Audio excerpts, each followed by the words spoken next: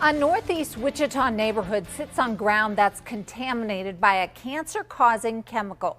Good evening, I'm Deb Ferris. And I'm David Scott. One group of Wichitans is now trying to document what exactly happened to people living in that toxic contamination area. KAKE's Jackson Overstreet is live in northeast Wichita at the scene. And Jackson, what are they looking for? David, Deb, essentially those who are working on this, they're wanting to know everyone who lived in this kind of 2.9, 3-mile area around here, 27th and Grove down south all the way to Murdoch and this contamination site, essentially to know any sort of health issues that they may have had over the last 20, 30, 40 years. Those conducting the health survey say simply they want people to know about the spill and know what it may have caused when it comes to their health.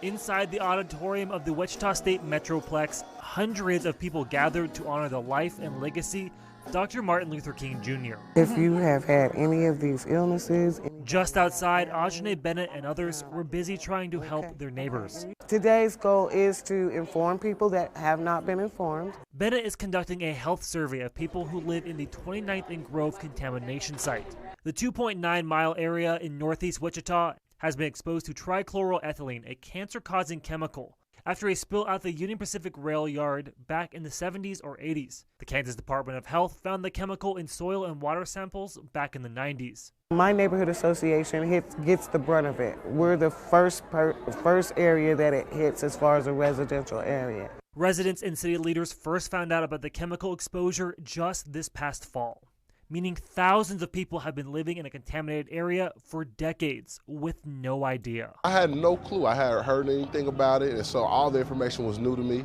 Bennett is surveying people to see how many in the contamination area may have suffered an unexplained illness over the last few decades. She's working with a lawyer to see what sort of legal action residents can take. And she's also keeping pressure on the KDHE to follow through with its multi-million-dollar cleanup plan. I am also a little disappointed that they're talking about a $13 million cleanup, but it's only in theory. It hasn't even went to the design table yet. So how long is it really going to take to clean this up?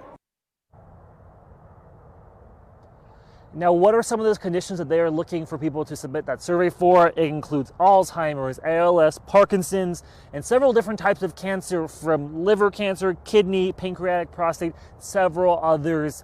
If you have lived in this area, again, 29th and Grove, from up here and this up there all the way down south to Murdoch, kind of from the Grove to the highway area 135, we'll have information for you to contact Audrey Bennett and file that survey and just learn more information about the contamination site itself. All that information will be on our website, kake.com. For now, live in northeast Wichita, Jackson Overstreet, KAKE News on your side.